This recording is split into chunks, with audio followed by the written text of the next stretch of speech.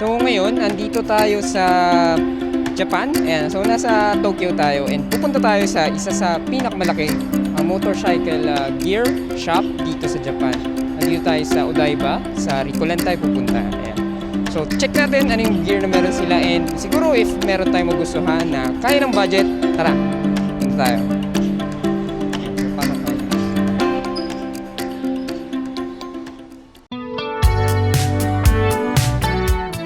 Hey guys, good morning, good morning.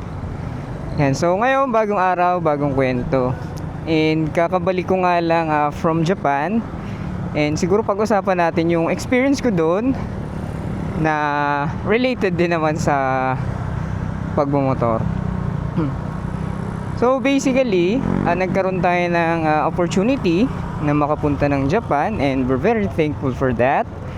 And isa dun sa mga tinarget natin nga ay makapunta dun sa pinakamalaking shop sa Tokyo area. So ito yung Rikuland. I think na-cover na rin to ng iba pang vlogger or content creator.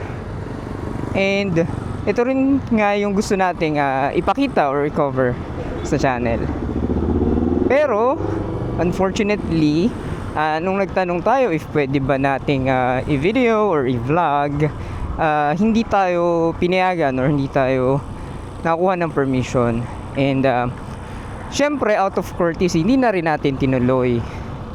Kasi if ituloy natin, maaari kasi tayong maging or ma-brand bilang isang nuisance foreigner.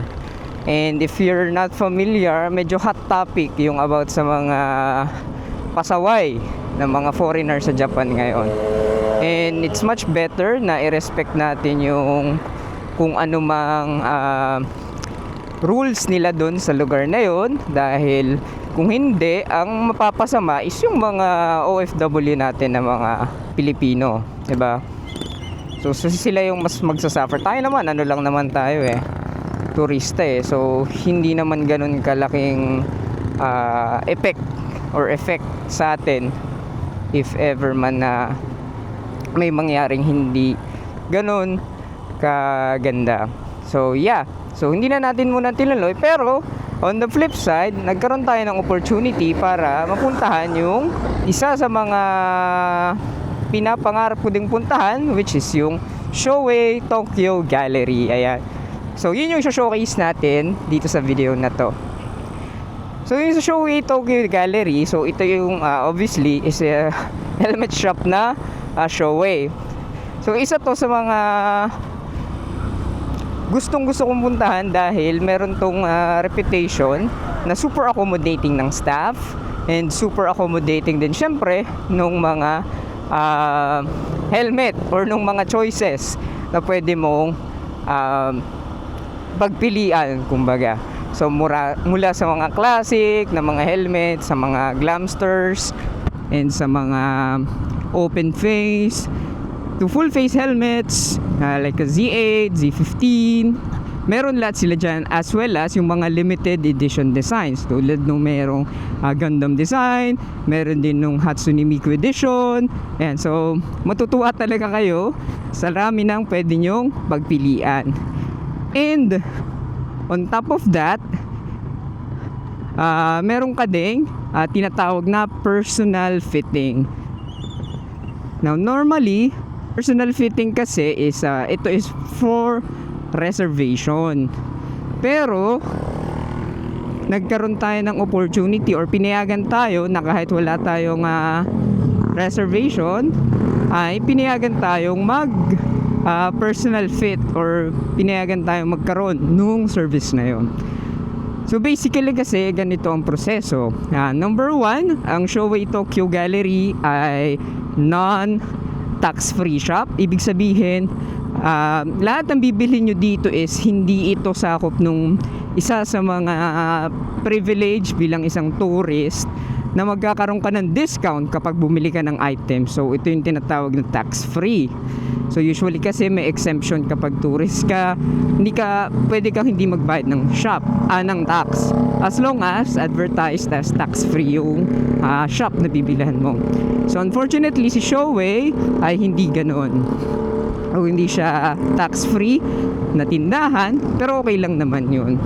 Kasi okay naman yung service na makukuha mo sa kanila, and syempre premium yung items na mabibili mo.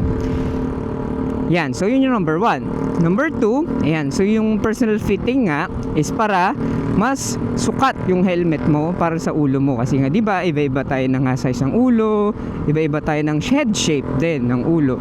So napaka-importante sa helmet na magkaroon tayo ng tamang fitting.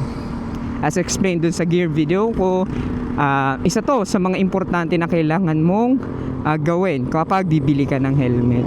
Yun nga, hindi tayo nakapag-reserve ng slot. So, ang ginawa natin, nag-walk-in na lang tayo, and dahil accommodating yung staff nila, bale, kumbaga may bakante sila in between dun sa mga slots. So, dun nila ako in-accommodate. So, 2 beses kasi ako pumunta doon. First time is lang ako, window shopping.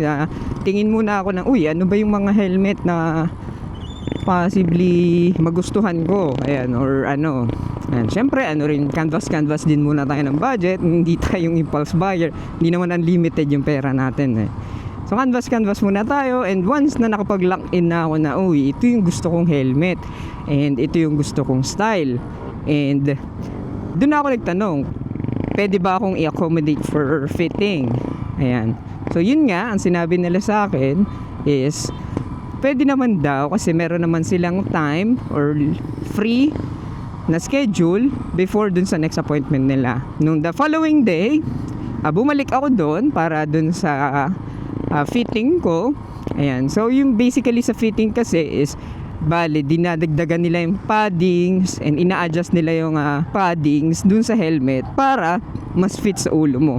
Siyempre sasabihin mo kung medyo maluag ba, kung kailangan pa bang sikipan, kung kailangan pa bang luwagan, kung masyadong masikip, yung mga pressure points sa ulo mo, kapag shinake mo yung ulo mo, sasabay ba yung helmet mo or hindi.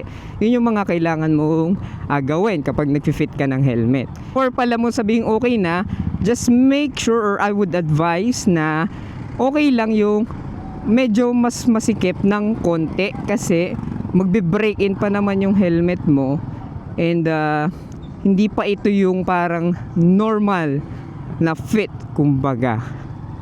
Kaya I would advise na okay lang yung nag-fit +1, parang ganon. Yun yung ma-advise ko kapag nag-fit kayo ng helmet. Nag-fit +1 kasi magkakaroon pa yan ng adjustment period or break-in period. So okay lang yung medyo masikip pero hindi naman sobrang sikip na nasasaktan ka na. So yun yung ma-advise ko. And now, if okay na sa yung fit, pwede mo nang sabihin na dun sa staff na nag-a-adjust ng helmet mo na okay na po yung fit. And then, yung mga paddings na yun, papakita sa'yo ilan ba yung nadagdag sa padding, stuff like that. So mula dun sa, ina-adjust pala to mula dun sa base na size ng helmet. Let's say for example, ang base na size for your head shape or yung pinakamalapit na size para sa ulo mo, say for example sa akin, small yung pinakamalapit na size. Maliit yung ulo ko and siguro dun sa model. So ngayon yung helmet ko na isa is yung sa AGV is medium siya. And again, sabi ko nga sa inyo na hindi porket medium ka dun sa isang helmet brand, medium ka na rin dun sa isang helmet model or brand. Iba-iba yan. So yun nga, dun sa Showway, small yung size ko, yung pinakang closest dun sa head shape ko. So mula doon, pinakita sa akin ilan ba yung padding na nadagdag, saang direksyon ba, sa taas, sa gilid, yan. So yun yung ginawang fitting dun sa helmet. And I'm very happy na saktong-sakto nga dun sa size ng ulo ko.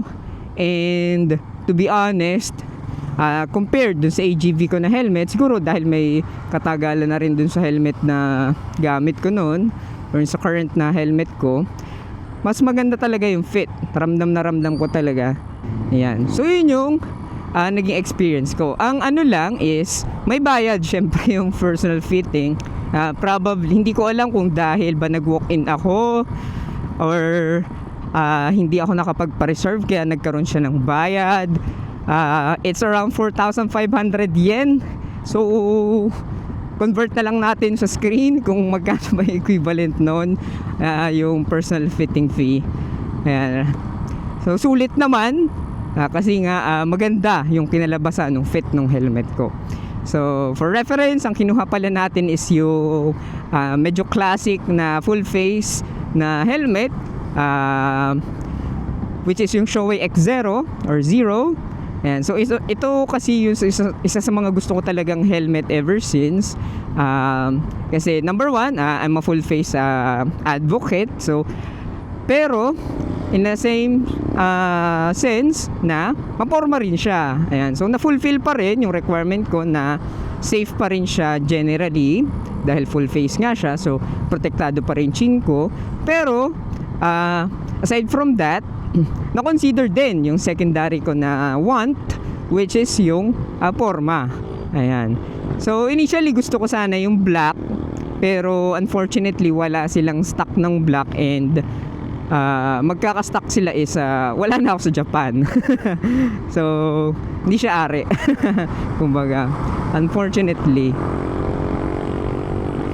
So ayun, kinuha na lang natin is yung white version, which is okay din naman kasi may added safety na rin naman ang white kasi much more visible siya sa daan. So yun yung isa sa mga plus points or pros kapag kukuha ka ng helmet is yung color din syempre. All in all, price wise or budget wise, mas sulit in a sense kasi syempre mas mura yung helmet doon kahit with tax pa yung babayaran mo. I think nakamura ko at least 5k plus pesos yung ikinamura kung compare natin doon sa local market price dito sa atin sa Pilipinas. Ayan. And then, yan. So, yun yung ating trip sa ating Shoei Gallery Tokyo branch. Ayan. Now, syempre, meron pa rin naman tayong ibang pinuntahan, which is yung other motorcycle shops sa Tokyo, specifically for gear. So, doon sa gear shop naman, although hindi ko suot ngayon yung gear na bagong bili natin, kasi parang may iniintay pa ako or na gusto ko sanang makuha muna before ko isuot yung gear na yon from those shops. And kahit yung helmet din naman ay hindi pa rin, although nabinyagan na naman natin yung helmet, hindi pa rin naman tayo yung parang lagi natin siyang pinapang daily. So pinapang daily ko pa rin is itong AGV ko na helmet kaysa dun sa bagong helmet. Kasi may iniintay pa tayong something, kumbaga delayed gratification in a sense na or para mabinyagan yung buong gear set natin yun. So dun sa ibang shops, I think pumunta ako sa Ueno area, may dalawa dong shops called Rappa or Rabba, and then One Ride. Yan, so One Ride or One Rider yung shop. So bumili ako dun ng extra pair of gloves kasi if hindi nyo alam, nanakaw yung isa kong gloves, or hindi naman sa nanakaw, my fault din kasi naiwanan ko siya sa taas nung upuan ko, and ayun, pagbalik ko wala na. So bumili ako ng another pair of gloves para lang may pamalit ako. And then bumili din ako ng extra jacket kasi ang hirap pakakuha dito ng size ko ng jacket. At least doon, well, in a sense mahirap. Actually doon mahirap din kasi doon parang kahit medium namin is masyadong malaki sa akin. So I'm a very very small person. I'm 5'2" and 3/4 ang height, and I only weigh 51 kilos right now. 51 kilos at the moment. And so medyo magaan and maliit tayo. So yung size natin usually small size for men, and siguro for women, ayan, so yung size na kinuha ko ng jacket is women's size yun, yung nakuha ko, women's large basically. And okay naman. And yun nga, ang maganda doon dahil meron akong existing jackets, yung mga paddings or yung armor ng iba kong jackets, magagamit ko na rin. Ayan. So yeah, all in all, ang ating Japan haul is meron tayong bagong helmet, meron tayong jacket, and meron tayong gloves. So lagay ko na lang yung price breakdown somewhere here sa screen natin. Ayan, lagay ko na lang dyan. So yan yung mga nagastos ko sa Japan. And fortunately, malaki yung natipid ko, yun nga, compared dito sa price na to. And hopefully next year, ang plano natin if makakabalik tayo sa Japan is ang initial plan, hopefully if matuloy, is mag road trip lang. Ayan. So mag road trip tayo doon kasi especially on this time of the year, medyo pa December, pa winter, so fall season, napakaganda nung mga scenery, kumbaga yung fall season na nagcha-change yung kulay ng puno, nagcha-change yung mostly orange and red leaves, makikita nyo, maganda siyang tingnan. And so hopefully makapag-rides tayo doon sa Japan next year ulit. Check muna natin yung paano yung license conversion and stuff.